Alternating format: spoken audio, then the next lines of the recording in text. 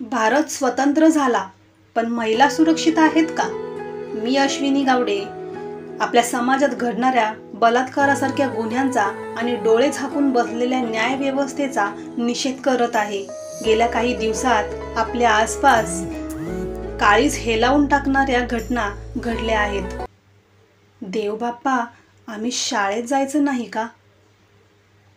तिथे असणारा पुरुष राक्षस आम्हाला खाऊन टाकेल ना? देवबाप्पा, या जगात येऊन जर आमची अशी निर्घुणपणे हत्या होत असेल तर या जगात येण्याआधीच आमची पोटातच हत्या होत होती. तेच बरं होतं. जर मुलगी म्हणून जन्माला येणं पाप असेल तर नको मला हा जन्म. मी छोटे तोकडे कपडे सुद्धा घातले नाही, तरीही चूक माझीच का?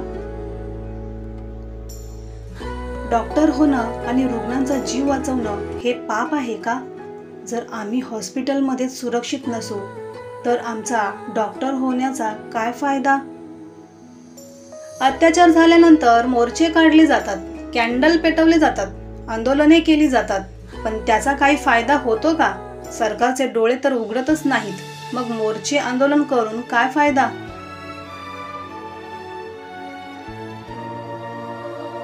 लाडकी बहीण योजना सुरू करून तुम्ही महिलांच्या खात्यात पैसे तर जमा केले, पण खरंच तुमच्या मुली सुरक्षित आहेत का? गुन्हा करून गुन्हेगार मस्तपैकी जेलमध्ये सुरक्षित राहतो, पण ज्या स्त्रीवर अत्याचार होतो तिचा विचार कोणी करतो का? किती यातना होत असतील?